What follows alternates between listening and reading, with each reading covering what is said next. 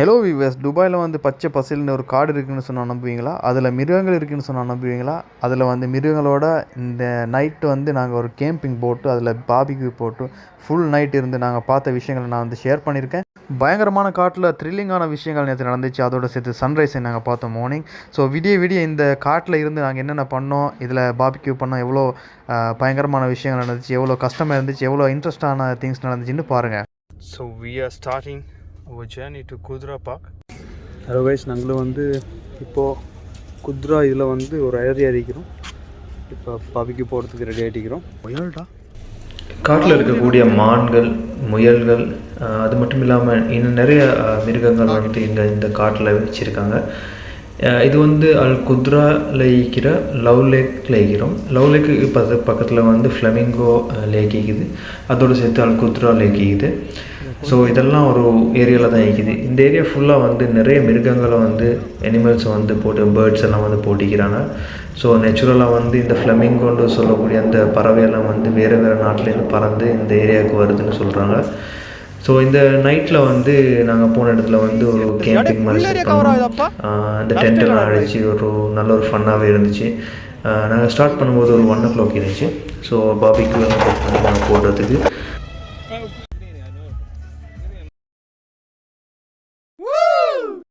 So நாங்கள் வீட்டிலேருந்து வரும்போது நாங்கள் இதை வந்து மெரினேட் பண்ணி எடுத்துகிட்டு வந்தோம். இந்த சிக்கன் பாபிக்யூ சைஸஸ் கட் பண்ணி அதை மெரினேட் பண்ணி எடுத்துகிட்டு வந்தோம். இந்த ஏரியா இருட்டில் நைட்டில் வந்து அவ்வளோ பெரிய பயமெல்லாம் இல்லை. ஏன்னா சுற்றி வர ஆளுங்களை வந்து கேம்பிங் அடிச்சுட்டு இருந்தாங்க. ஒரு டிஸ்டர்பன்ஸ் இல்லாத ஒரு ஏரியா தான். ஒரு நேச்சுரல் சவுண்ட்ஸோட, மிருகங்களோடையும் ஒரு பேர்ட்ஸோட சவுண்டோடையும் நாங்கள் வந்து ஒரு நல்ல ஒரு ஃபன்னாகவே இருந்துச்சு. ஸோ நாங்கள் அந்த பாபிக்கு வந்து நாங்கள் ஸ்டார்ட் பண்ணி பாபிக்கு போட்டு கொஞ்சம் நேரத்துலேயே அது வந்து வெந்துருச்சு. ஸோ அதுக்கப்புறமா நாங்கள் வந்து கெபாப் எடுத்துகிட்டு போனோம். கெபாபை நாங்கள் போட்டோம். ஸோ ஒரு நல்ல டேஸ்ட்டாகவே இருந்துச்சு. இது வந்து வேறு யாருக்கும் சொல்லுவானே, இந்த சொல்லி கொடுக்குவானே. இது ப்ரெட் வாங்கியிருந்தோம். ப்ரெட்டை வந்து அப்படியே டோஸ்ட் பண்ணோம். அதில் வந்து அந்த பாபிக்கு தட்டிலே போட்டு, ஸோ அதோடு சேர்த்து நாங்கள் சீஸ் எடுத்துகிட்டு வந்தோம். சீஸோடு சேர்த்து அந்த பானை தின்றதில் ஒரு நல்ல ஃபன் ஆகிக்கும், நல்ல டேஸ்ட் ஆகிக்கும். ஸோ நாங்கள் வந்து எல்லா பாபிக்யூ சிக்கனெல்லாம் ரெடி பண்ணிவிட்டு வந்து நாங்கள் டென்ட்டுக்கு உள்ளே போனோம். ஸோ கொஞ்சம் பனி பெய்கிற மாதிரி இருந்துச்சு. அதனால் உள்ளே போய் நாங்கள் வந்து சாப்பிட்றதுக்கு ஸ்டார்ட் பண்ணோம். ஒரு வேறு லெவல் டேஸ்ட்டில் இருந்துச்சு, நல்லாவே இருந்துச்சு, ஒரு ஃபன்னாக இருந்துச்சு. ஸோ இந்த லைட்டை பற்றி சொல்லி ஆகணும். இந்த லைட் வந்து ஆல்மோஸ்ட் கண்டினியூஸ்லி வந்து நாங்கள் யூஸ் பண்ணோம், ஒரு 10 hours யூஸ் பண்ணோம். அது சார்ஜ் குறையவே இல்லை.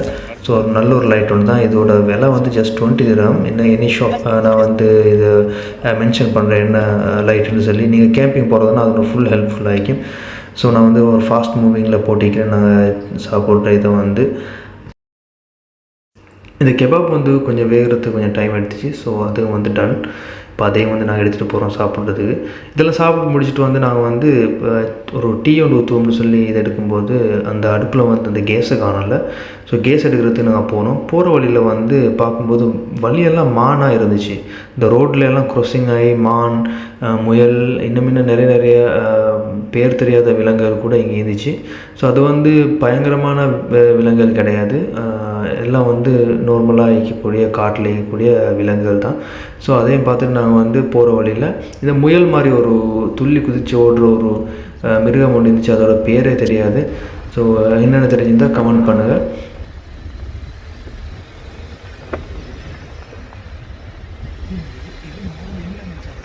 கிட்டத்த ஏரியாவில் வந்து கடைகள் இல்லை. ஸோ நாங்கள் பெட்ரோல் செட்டுக்கு போனோம். ஒரு ஆல்மோஸ்ட் 5 to 7 minute தூரத்தில் இருந்துச்சு பெட்ரோல் செட். ஸோ அங்கே போய் நாங்கள் வந்து கேஸ் எடுத்துகிட்டு வந்து டீ ஊற்றுறதுக்கு ஸ்டார்ட் பண்ணோம். அந்த டைமில் வந்து 5:45 ஆயிடுச்சு. ஸோ இப்போ சன்ரைஸ் ஆகிற டைம் வந்து அப்போ சாயை ஊற்றிட்டு நாங்கள் டீ ஊற்றி குடிக்கிற டைமில் வந்து கரெக்டாக வந்து விடிஞ்சிருச்சு. விடிஞ்சதும் அந்த வியூவை பாருங்கள் எப்படி எல்லாம் ஆகிக்குதுன்னு சொல்லி.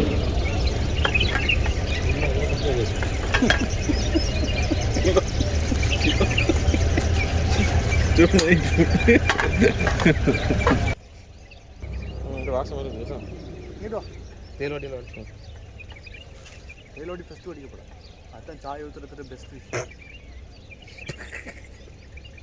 இருக்கணும் இல்லை வாடா இங்கிட்டு அடை அவ்வளோ சாய் ஊற்றுறாரு.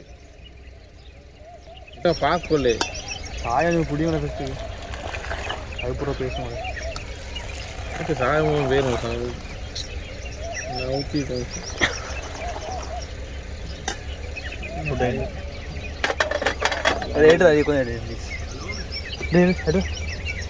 எடுத்து தாண்டா ஈக்கிறேன். இதுக்கு மேலே என்னத்தடா எடுக்கிறது?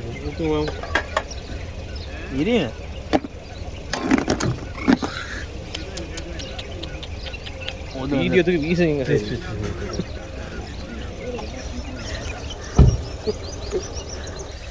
6 o'clock ஆகுது. It's almost sunrise time. Rilwan Sai ஒன்று ஊற்றினோம், சாய் ஒன்று குடிச்சிட்டு இருக்கிறோம். ஸோ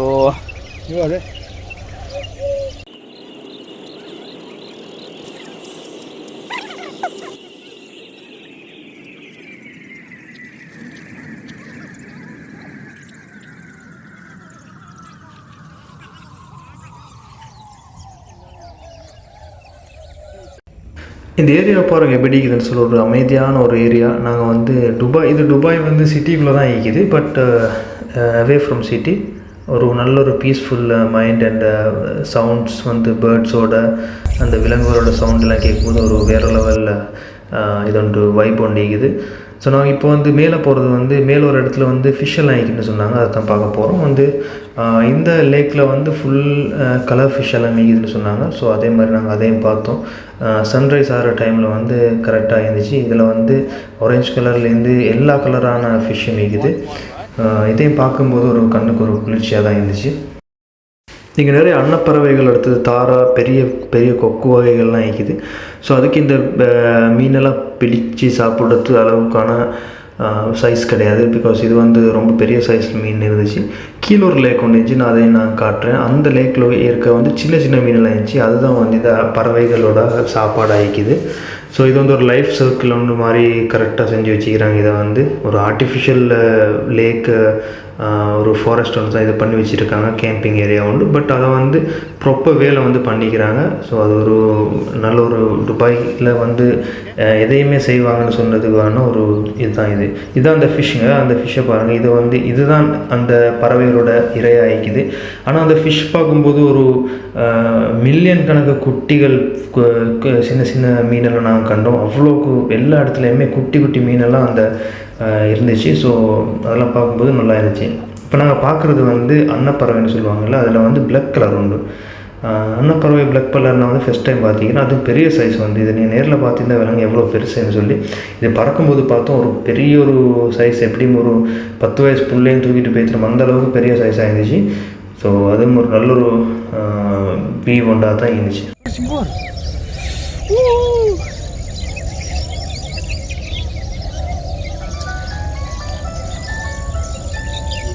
ஒரு பாபிக்கு போட்டுறதுக்கு சுற்றி போட்டு